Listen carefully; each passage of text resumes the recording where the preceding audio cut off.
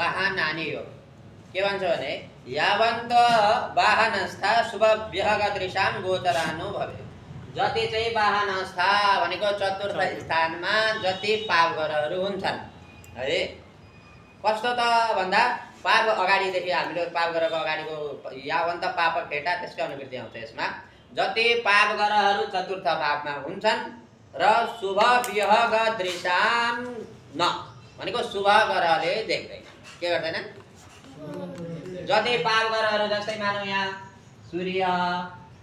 मङ्गल राहु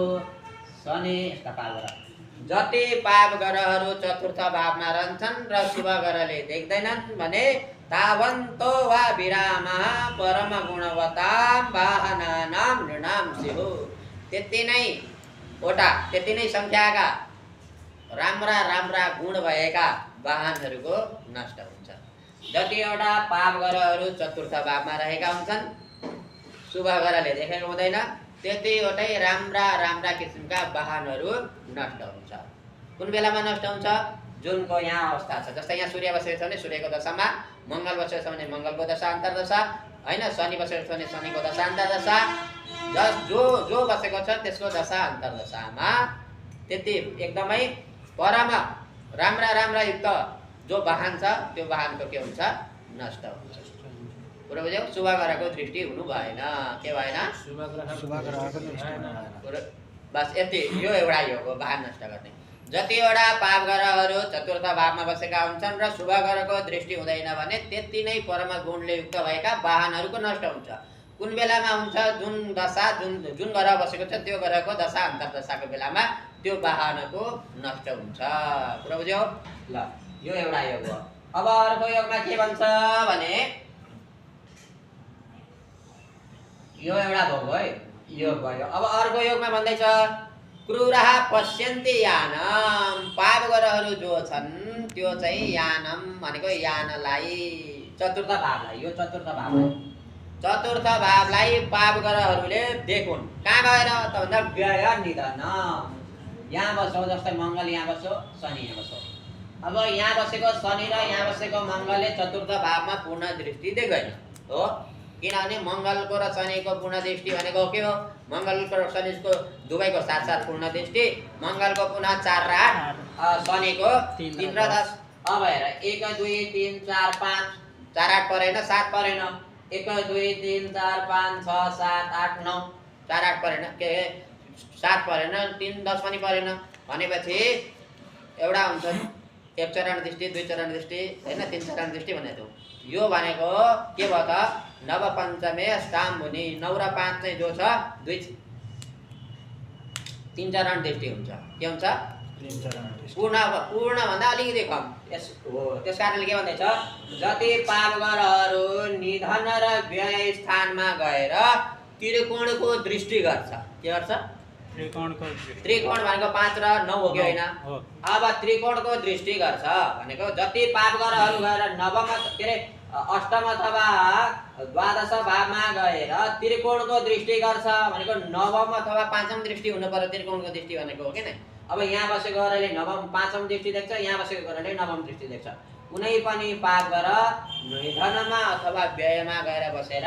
त्रिकोणको दृष्टि कहाँ गर्छन् त भन्दा चतुर्थ भावमा गर्छन् कहाँ गर्छन् चतुर्थ भावमा गर्छन् अथवा निधन र व्यय स्थानका जो पाप ग्रहहरू छ तिनीहरूको त्रिकोणको दृष्टि चतुर्थ स्थानको मालिकमा हुन्छ के हुन्छ चतुर्थ स्थानको मालिकमा हुन्छ भनेको अब हेर 1 2 3 4 5 भनेपछि यसको त्रिकोणको दृष्टि हुनलाई यहाँ हुनु पर्यो चतुर्थको मालिक हो कि न फेरि यसको अब 9 त यो भइहाल्यो अब यसको 5 भएको छ 6 7 8 9 यहाँ हुनु पर्यो त्रिकोणको दृष्टि हुनलाई के त भन्दा अष्टम स्थानमा र द्वादश स्थानमा बसेका पाप ग्रहहरूको त्रिकोणको दृष्टि चतुर्थ स्थानमा होस् अथवा चतुर्थ स्थानको मालिकमा होस् यस्तो अवस्थामा पनि पाप जो वाहनहरू छ त्यसको नष्ट हुने सम्भावना हुन्छ तर यस्तो अवस्था छ र यसकै दशा अन्तर्दशा चलेको छ भने के गर्नुपर्छ त शुभकरणम शान्तिकम वाहनानाम शुभ काम गर्ने हो भने, शुभ कर्म गर्ने हो भने भनेको शान्ति गर्ने हो भने, के गर्ने हो भने शान्ति कम भनेको शान्ति गर्ने हो भने, यो ग्रहको शान्ति गर्ने हो भने, त्यो ग्रहलाई के गर्ने त राम्रो बनाउने हो भने त्यस्तो वाहनको नष्ट हुँदैन। के हुँदैन? यदि अष्टम र द्वादश भावमा बसेको ग्रहले त्रिकोण दृष्टि चतुर्थ स्थानमा अथवा चतुर्थ स्थानको मालिकमा बनाएको छ र शान्ति कर्म गरेको छैन भने त्यो अवस्थामा वाहनको के हुन्छ? नष्ट हुन्छ। यदि शान्ति कर्म गरेको छ भने त्यो अवस्थामा चाहिँ फेरि वाहनको नष्ट हुँदैन। तर चतुर्थ स्थानमा जति पाप ग्रहहरू बसेका छन् त्यो अवस्थामा चाहिँ एकदमै धेरै मात्रामा शान्ति गरे पनि जे गरे पनि के त जो प्रभाव छ वाहनको नष्ट हुन्छ नै। अब धेरै नष्ट हुनु र थोरै नष्ट हुनु अलग छ। शान्ति कर्म गर्यो भने थोरै नष्ट हुन्छ, गरेन भने पूर्ण नष्ट हुन्छ हैन। वाहनको भने चाहिँ गृहको पनि बुझ्नु। कुरो बुझ्यौ? जस्तै चतुर्थ स्थानमा धेरै पाप ग्रहहरू छन्, जति पाप ग्रहहरू छन् त्यतिवटा त्यसले घरको परिवर्तन गर्ने सम्भावना अधिक हुन्छ। चतुर्थ स्थानको मालिक पनि खराब छ, चतुर्थ स्थानमा जति पाप ग्रहहरू छन् गृहहरू घरहरू पनि त्यति नै धेरै परिवर्तन हुने अवस्था हुन्छ। कुरा बुझ्यौ? अब जस्तै अष्टम स्थान र द्वादश स्थानको पाप ग्रहले त्रिकोण दृष्टि गर्छ चतुर्थ स्थानमा अथवा चतुर्थ स्थानको मालिकमा